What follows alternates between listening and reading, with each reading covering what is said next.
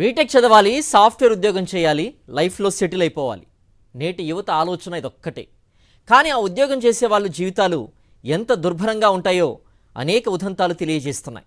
అందమైన అద్దాల మేడల్లో ఆధునిక బానిసత్వ సంఖ్యలతో సాఫ్ట్వేర్ ఉద్యోగులు పనిచేస్తున్నారు.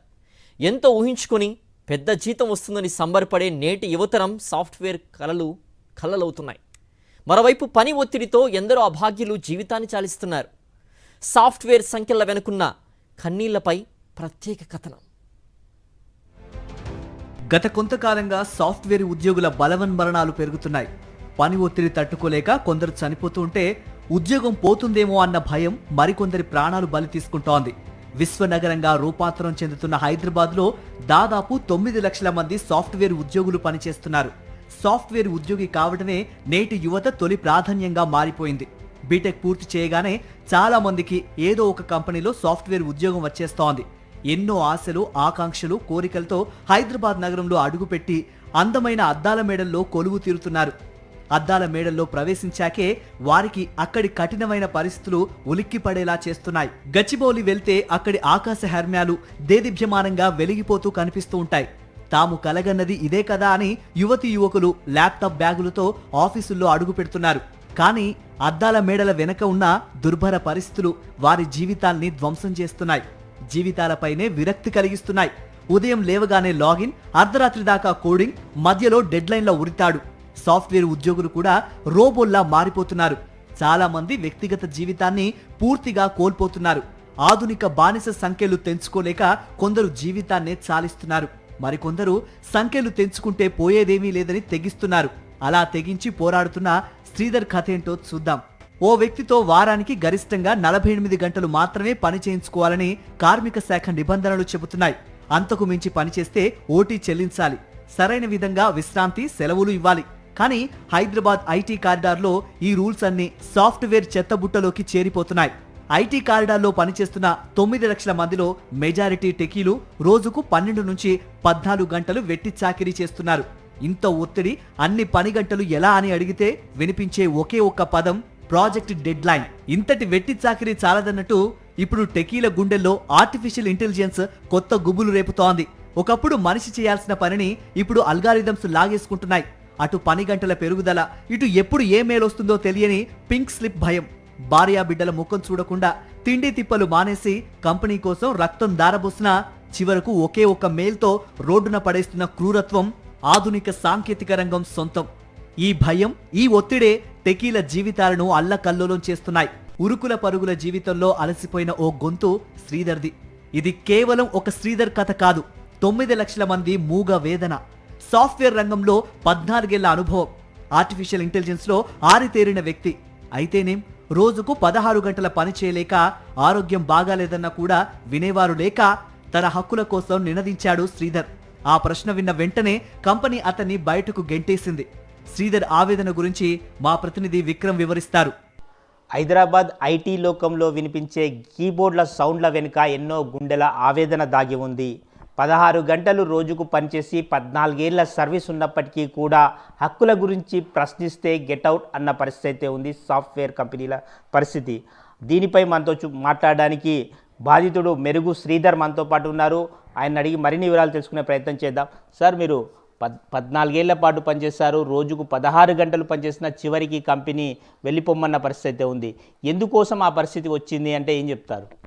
వాళ్ళు ఏంటంటే, నేను 16 గంటలు తక్కువ అండి చాలా చెప్పింది. ఇంకెందుకంటే 22 గంటలు, 23 గంటలు కూడా ఒక్కొక్కసారి. అంటే ఈ పొద్దున ల్యాప్టాప్ పట్టుకుంటే రేపటి పొద్దున వరకు కూడా అదే కంటిన్యూస్గా.